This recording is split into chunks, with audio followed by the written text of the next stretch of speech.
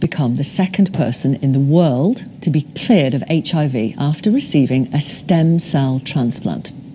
Being diagnosed with HIV once felt like a death sentence. HIV/AIDS has killed around 35 million people across the globe. In recent years, retroviral drugs have given HIV patients hope by suppressing the virus, but the search continues for a cure.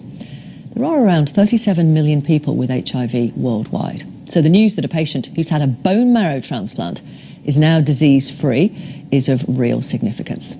Let's talk to Dr. Ian Gabriel, who has worked on this. In what capacity? Good morning. Good morning. So this was a collaboration between Imperial College and Hammersmith Hospital and the transplant team there, which has got a great experience in treating patients with HIV with transplant, not in this scenario, and University College that's got very good experience in HIV research.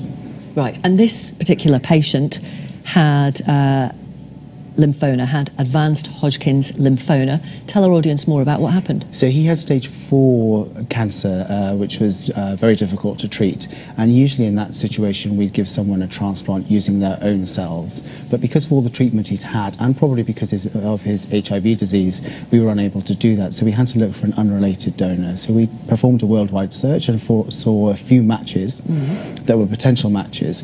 And we decided to try and replicate the so-called Berlin patient by seeing if we could find a small chance that there'd be a donor whose protein on the surface of their cells called CCR5 was mutated, and that's the entrance for HIV into the cell. So by transplanting him with cells that were unable to allow the HIV into his body, hopefully if he was cleared of the HIV prior to transplant, if we were able to transplant him with these cells, then there was potential for a second cure, and that's what we managed to do. So you found a match, you found a bone marrow donor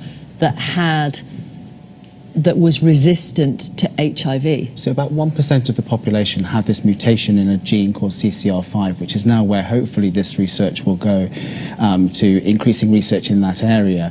And the mutation in that gene prevents HIV from being able to infect the individual. So by transplanting him with those cells, we turned him from someone who was HIV positive and who had a malignancy into someone who had a new bone marrow from a donor, which was uninfectable. Right, and the outcome on the HIV has been what? So he's completely undetectable by all known techniques, so we can't find the virus in any shape or form. So there's no evidence of HIV in this man anymore? No, and the joy is he's also cured of his lymphoma. That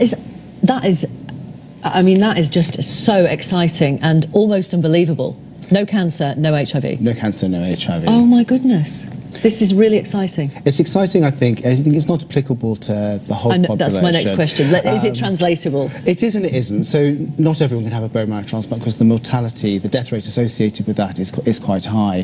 However, it does now prove the Berlin patient 11 years on, because it's never been proven that changing the CCR5 allowed him to be cured. But now what we can look at is whether research into the CCR5 area is where we should be going with HIV. Everyone takes a tablet, but we know from cancer treatment that even if you've got a drug that saves your life, not everyone takes the tablet every day. So if we can modify the body or change the body in any shape or form to prevent the virus infecting the individual, then that would be the ideal scenario. Okay.